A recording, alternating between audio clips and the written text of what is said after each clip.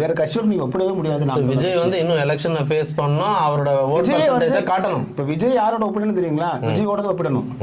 விஜய் என்கிற நடிகரோடு விஜய் என்கிற அரசியல்வாதியை ஒப்பிட்டு பேசணும். அதுதான் சரியான விஷயம். என்ன காரணம்னா அவர் இன்னும் களத்துக்கு வரலங்கிறதுனால அந்த ஒப்பீடை சொல்றோம். நம்ம கட்சி ஆரம்பிச்சாரு, அறிக்கைகள் விடுறாரு, பேசுறாரு, ஆனா இன்னும் பத்திரிகையாளர்களை சந்திக்கல, மக்கள் பிரச்சனைக்கு போய் கூட நிக்கல. நீங்க சீமான் வந்து பாத்தீங்கன்னா இன்னமும் வந்து அவர் வந்து தன்னோட இல்லத்திற்கு, பனையூர்ல இருக்க தன்னோட இல்லத்துக்கு அழைத்து அரசு ஊழியர்களை கூப்பிட்டு பேசுறாரு, அந்த பரந்தூர் விமான நிலைய எதிர்ப்பாளர்களை கூப்பிட்டு பேசுறாரு. ஆனா இவங்க எல்லாம் கன்சர்னான ஆளான்ற ஒரு கேள்விக்குறி இருக்கு. சில அரசு சங்கங்கள் வந்து நாங்க கலந்துக்கலன்றாங்க. எந்த மாதிரியான அரசு சங்கங்களை கூப்பிட்டு பேசினாரு?